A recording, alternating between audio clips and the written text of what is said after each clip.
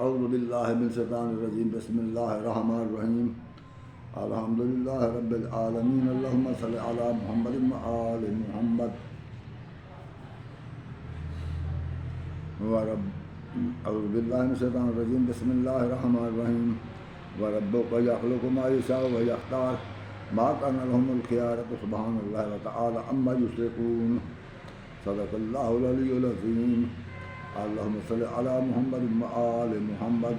السلام علیکم حضرات ناظرین، میں آپ کی خدمت میں ابن الخیر سید البخشا تسلیم عرض کر رہا ہوں۔ میرا مقصد یہ ہے ان خطبات کا انٹرنیٹ پر میں نہ تو کسی کی دل آزاری کرنا چاہتا ہوں نہ تفرقہ پھیلانا چاہتا ہوں، کیونکہ یہ شرعاً بہت جرم ہے، مگر آخر راہ ہدایت جو ہے وہ تو ہر ایک کو دکھانا ہے۔ آپ دیکھ رہے ہیں کہ مسلمانوں میں بہت تفرقہ پیدا ہو چکا ہے، بہت سے فرقے بن گئے ہیں، پھر کہتے ہیں جی یہ فرقے نہیں ہیں۔ بھائی یہ فرقے بن چکے ہیں، یہ فرقے ہیں، آپ اس کو تسلیم کریں یا نہ کریں۔ اس میں فقہ کے لحاظ سے بھی اور عمل کے لحاظ سے بھی اختلاف پیدا ہو گیا ہے، عقیدے کے لحاظ سے بھی اختلاف پیدا ہو گیا ہے۔ تو اس چیز کے اختلاف کو ختم کرنے کے لیے، اس تفرقہ کو ختم کرنے کے لیے میں سب بھائیوں کو قرآن مجید کی طرف دعوت دینا چاہتا ہوں۔ یہ قرآن مجید ایک ایسی چیز ہے کہ مسلمان جتنے ہیں پوری کائنات میں کوئی یہ نہیں کہہ سکتا کہ میں اس کو تسلیم نہیں کرتا، اللہ کے اس کلام کو، یا اس پر کوئی اعتراض نہیں کرتا ہے، نہیں کرتے، یا کوئی اعتراض کرے کسی آیت پر یا پوری کتاب پر کہ یہ قابل قبول نہیں، یا سچ نہیں، بلکہ ہر زمانے میں، ہر علاقے میں، ہر جگہ پر، ہر وقت ہر شخص جو مسلمان ہے وہ اس بات کی تصدیق و تائید کرتا ہے اور ایمان رکھتا ہے کہ یہ قرآن مجید جو ہے یہ سچ ہے، ہمیشہ کے لیے سچ ہے اور اس کو کوئی غلط نہیں کر سکتا۔ تو میں یہ دعوت دیتا ہوں، آؤ قرآن کی طرف، تاکہ ہمارے درمیان یہ تفرقہ ختم ہو جائے۔ اگر یہ تفرقے کی حد تک ہوتا تو پھر بھی کسی حد تک قابل برداشت تھا، مگر اب تو بات یہ ہے کہ یہ تفرقہ اتنا پھیل چکا ہے کہ اب مسلمان ایک دوسرے کے دشمن بن چکے ہیں۔ وجہ یہ ہے کہ ہمارے مغربی ممالک جو ہیں، یعنی اہل مغرب، وہ تو چاند پر پہنچ رہے ہیں، مریخ پر پہنچ رہے ہیں، وہ کائنات کے مطالعہ کی طرف ہمیں قرآن مجید رغبت دلاتا ہے۔ ایسے قرآن مجید کا فرمان ہے کہ زمین و آسمان پر غور کرو، اللہ کی نشانیاں دیکھو اور اس میں فکر کرو، مگر ہم نے کیا کیا؟ باوجود قرآن مجید کے بار بار انتباہ کرنے کے کہ بھئی قرآن مجید کی طرف کائنات پر غور کرو، ہم نے اس بات کو فضول سمجھا۔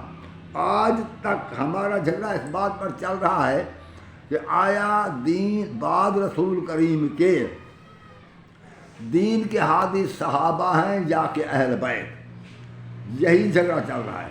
اسی جھگڑے پر ہمارے اندر کشت و خون ہو رہا ہے، لڑائیاں ہو رہی ہیں۔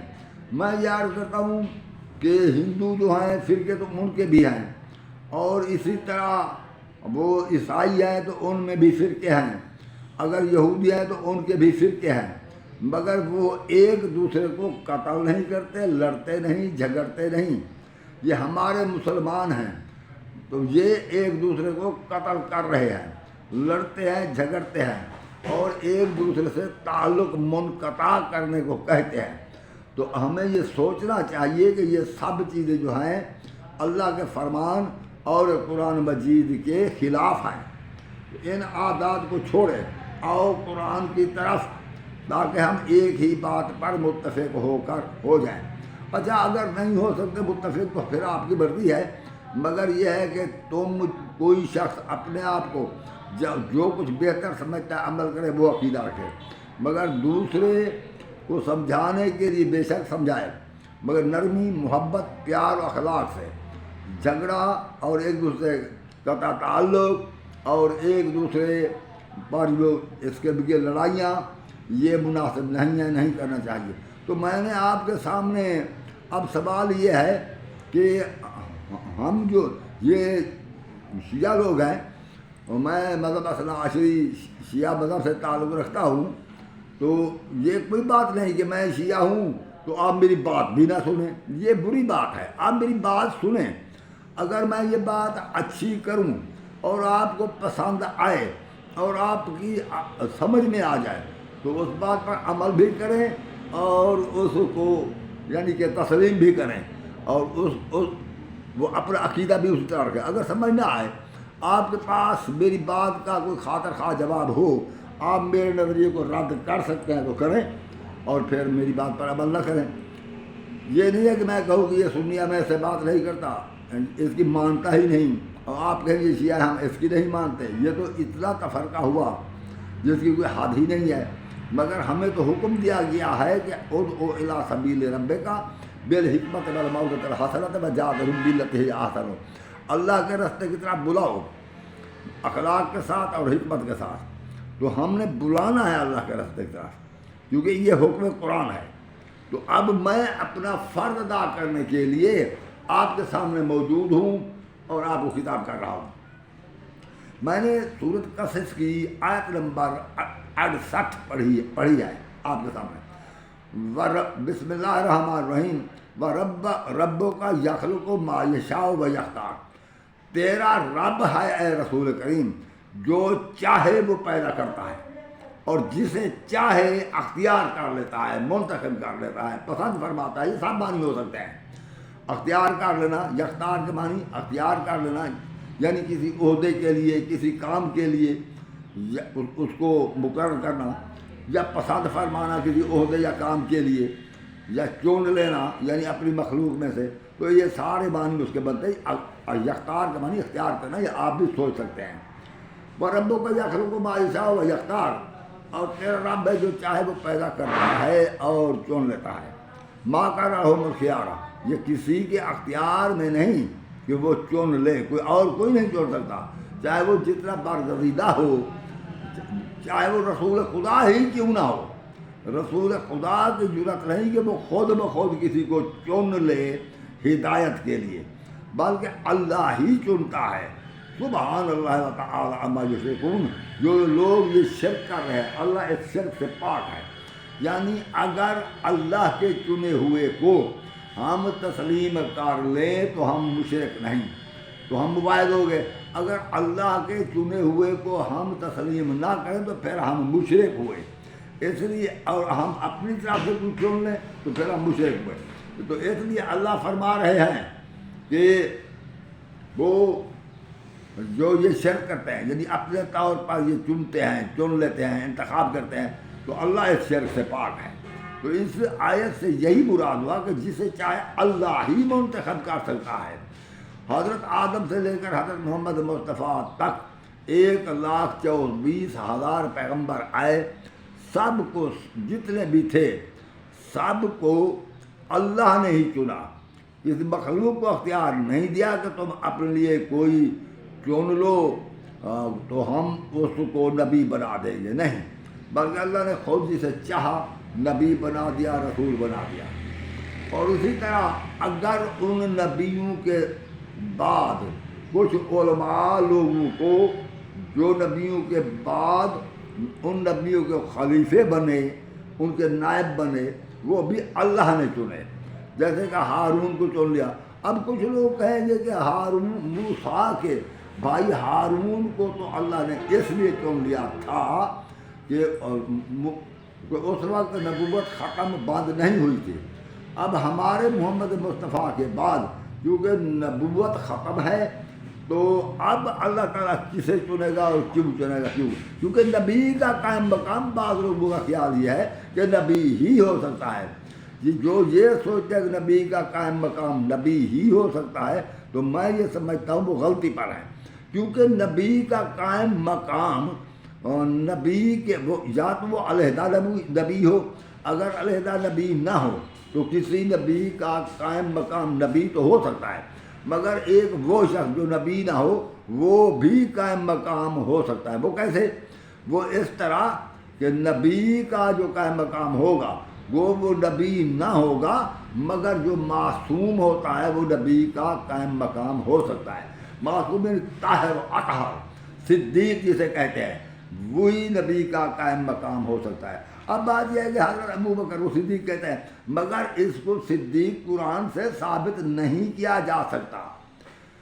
جنہوں نے اسے صدیق بنایا وہ جانے، ان کا کام جانے۔ اللہ نے نہ اسے صدیق بنایا ہے اور نہ اسے اللہ تعالیٰ صدیق کا کوئی عہدہ تو اللہ نے تو نہیں دیا، اگر نہ اللہ نے قرآن مجید میں بیان فرمایا ہے۔ تو معصوم جو ہوتے ہیں وہ نبی کے قائم مقام ہو سکتے ہیں۔ تو اسی طرح مثال دیکھتے ہیں کہ یہ نبی کے آیت تطہیر جو ہے، یہ سورۃ احزاب سپارہ 22، سورۃ احزاب کی آیت نمبر 33، اس میں اللہ نے فرما دیا ہے انما یرید اللہ لیذھب عنکم الرجس اہل البیت یطہرکم تطہیرا۔ اللہ یہ ارادہ رکھتا ہے کہ اے اہل بیت تم سے ہر قسم کے رجس کو دور رکھے اور تمہیں ایسا پاک رکھے جیسا پاک رکھنے کا حق ہے۔ تو یہ اہل بیت جو ہے یہ تو پاک و پاک ہے، طاہر ہے۔ تو جب یہ معصوم اور طاہر ہے، اور جب یہ آیت نازل ہوئی رسول کریم نے حضرت علی امام حضرت فضلہ اور حسنین شریفین کو اپنے ساتھ چادر میں لے کر بٹھایا اور یہ آیت تلاوت فرمائی، تو اس کا مطلب یہ ہے کہ رسول کریم بھی تو اسی چادر میں تھے۔ یہ 5 کا جو سیٹ ہے یہ ہادی ہیں، مگر یہ ہادی ایک دوسرے کے بعد، یعنی پہلے تو رسول کی بات ہے، اس کی وفات علی ہوگا، اس کے بعد حسن، اس کے بعد حسین، تو یہ ایک دوسرے کے بعد ہادی تو ہیں، مگر یہ منبر ہدایت پر، منبر خلافت پر اس وقت کوئی ان ہادیوں میں سے آ سکتا ہے جب ایک ہادی رخصت ہو جائے، ہمیشہ ہوتا بھی ایسے ہے۔ تو اللہ نے فرما دیا قرآن میں مجید میں سورہ قصص کی آیت نمبر 68 میں کہ تیرا رب ہے جو چاہے پیدا کرتا ہے اور جو چاہتا ہے جسے وہ چن لیتا ہے، اور کسی کا اختیار نہیں کسی کو چن لینے کا، وہ اللہ اس چیز سے پاک ہے جو شرک یہ کر رہے ہیں۔ ایک آیت اور ہے، وہ سورت اس کی شورا کی آیت نمبر 13 ہے، وہ ہے کہ شرع لکم من الدین ما وصی بہ نوح والذی اوحینا الیک وما وصینا بہ ابراہیم وموسیٰ وعیسیٰ ان اقیموا الدین ولا تتفرقوا فیہ، یعنی یہ دین کا وہی راستہ ہے، وہی دین ہے جو اللہ نے جس کی وصیت نوح کو کی تھی اور جو تیری طرف وحی کی ہے، جو موسیٰ اور عیسیٰ کی طرف جو ان کو وصیت کی تھی، یہ وہی دین ہے۔ اور ان کو یہی وصیت کی تھی کہ ان اقیموا الدین، کے دین کو قائم رکھو جو ہمیں نے دیا ہے، ولا تتفرقوا، فرقہ بازی نہ کرو، ولا تتفرقوا فیہ، اس میں فرقہ بازی نہ کرنا۔ کابر علی المشرکین ما تدعوہم الیہ، تو مشرکین کو یہ بات بہت بری لگتی ہے، ان کے لیے بہت بڑی بری ہے۔ اللہ یجتبی الیہ من یشاء ویہدی الیہ من ینیب، تو اللہ ہے جسے اپنی قربت کے لیے، اپنے ساتھ قریب کرنے کے لیے جسے چن لے، تو اور جسے اپنی طرف، یعنی اپنی طرف آنے کے لیے جسے ہدایت کرے، یہ اسی کو کرتا ہے جو اللہ کی طرف رجوع لائے۔ تو میں نے آیت آپ کے سامنے پڑھ لی، اس آیت میں بھی یہی ہے کہ اللہ ہی منتخب کرتا ہے جسے چاہے۔ تو دین ایک آ رہا ہے، جو آدم کا دین تھا وہی نوح کا تھا، وہی موسیٰ ابراہیم کا، وہی موسیٰ کا، وہی عیسیٰ کا، وہی دین محمد مصطفیٰ کا ہے۔ اس میں تھوڑی سی کمی بیشی جو فروعات میں ہوئی ہے وہ اس لیے کہ پہلے دین کو ذرا مشکل بنایا گیا اور پھر اللہ نے دین محمد کو آسان کیا۔ اس میں حکمت یہ تھی کہ یہ مشکل سے آسانی کی طرف آئیں گے، تو یہ ہے معاملہ۔ تو اللہ رب العزت نے جو معصوم تھے اہل بیت، انہیں چنا محمد مصطفیٰ کے بعد ان کو اس دین کا ہادی اور راہبر بنایا۔ تو رسول کریم نے بھی مقام غدیر پر رسول کریم نے بھی یہی فرمایا تھا کہ ایھا الناس، او لوگو، انی ترکت فیکم ثقلین کتاب اللہ و عترۃ اہل بیتی ان تمسکوا بہما لن تضلوا بعدی۔ اے لوگوں، میں تمہارے درمیان اور جو بیٹھے ہوئے تھے سامنے رسول کریم کے، جب رسول کریم خطبہ دے رہے تھے تو وہ وہی اصحاب تھے، تو اصحاب ہی رسول کریم فرما رہے تھے کہ میں تمہارے درمیان دو عزت والی چیزیں چھوڑے جا رہا ہوں، اللہ کی کتاب، اپنے اہل بیت، ان تمسکوا بہما لن تضلوا بعدی، اگر تم نے ان سے تمسک رکھا تو میرے بعد گمراہ نہ ہوگے۔ تو میں یہ عرض کر رہا تھا کہ اللہ ہی چنتا ہے، یہ چاہتا ہے۔ اب اللہ نے چن لیا ہے ہدایت کے لیے اہل بیت کو، اور کیونکہ اہل بیت کو اللہ نے سورۃ احزاب کی آیت نمبر 33 میں فرمایا تھا کہ میں نے اے اہل بیت تم سے ہر قسم رزق کو دور رکھا ہے، تو یہ پاک و طاہر ہے، انہیں چن لیا ہے ہدایت کے لیے اللہ نے۔ تو اس لیے یہ فرما دیا تھا صحابہ کو۔ اب جو صحابہ اہل بیت کو اپنا ہادی اور رہنما نہ سمجھیں، وہ مسائل معلوم کریں آپس میں مشورہ کر کے، یا وہ پوچھے تو ازواج رسول سے، تو گویا انہوں نے اہل بیت کو اپنا ہادی نہیں سمجھا۔ تو خود سوچ لیں وہی صحابہ جنہوں نے اہل بیت کی طرف ہدایت کے لیے جنہوں نے رجوع ہی نہیں کیا، تو انہوں نے دین میں اس لیے اختلاف کیا، کوئی تو جان بوجھ کر مسائل کو تبدیل کر دیا، اور کچھ یہ ہے کہ لا علمی کی وجہ سے وہ دین تبدیل ہو گیا۔ تو اب دین دو قسم کے ہو گئے، ایک صحابہ اور حدیث والا۔ حدیث کو کیوں اتنی فوقیت دیتے ہیں ہمارے شیعہ کے سوا باقی جو جتنے مسلک ہیں، وہ اس لیے حدیث کو فوقیت دیتے ہیں کہ وہاں کوئی نہ کوئی حدیث انہیں اپنے مقصد، اپنی عقیدت کے مطابق مل جاتی ہے۔ تو اگر کوئی ان کی عقیدت کے خلاف ہو تو وہ کہہ دیتے ہیں یہ موضوع ہے، اگر ان کی عقیدت کے مطابق ہو تو وہ کہتے ہیں یہ بالکل بالکل سچا حدیث ہے۔ تو اس لیے اپنا یہ مقصد، اپنا یہ نظریہ ثابت کرنے کے لیے جبراً انہوں نے حدیث کو اپنا وہ بنایا ہے، یعنی کہ وہ اپنا دین کا ماخذ بنا لیا ہے، حالانکہ قرآن مجید کے ہوتے ہوئے حدیث کی ضرورت نہ تھی۔ ہاں البتہ کسی آیت کی تفسیر کے لیے کوئی حدیث پڑھی جاتی تو کوئی بات نہیں، اب آیات کی تفسیر نہیں، اب خواہ بخواہ حدیثیں پڑھی جا رہے ہیں، پھر اس حدیث جو پڑھتے ہیں اس کی قرآن سے بھی مطابقت نہیں کرتے۔ تو بھائی میں عرض کر رہا ہوں، اللہ نے چن لیا ہے اہل بیت کو، رسول کریم صلی اللہ علیہ وسلم کے بعد یہ اہل بیت ہادی ہیں، جو ان کو اپنا ہادی تسلیم کرے گا وہ اللہ کا پسندیدہ، اللہ اس پر راضی ہوگا۔ جو انہیں اپنا ہادی تسلیم نہ کرے گا تو ظاہر ہے اللہ اس سے ناراض ہوگا۔ تو میں اس پر اپنی بات ختم کرتا ہوں۔ السلام علیکم ورحمۃ اللہ وبرکاتہ۔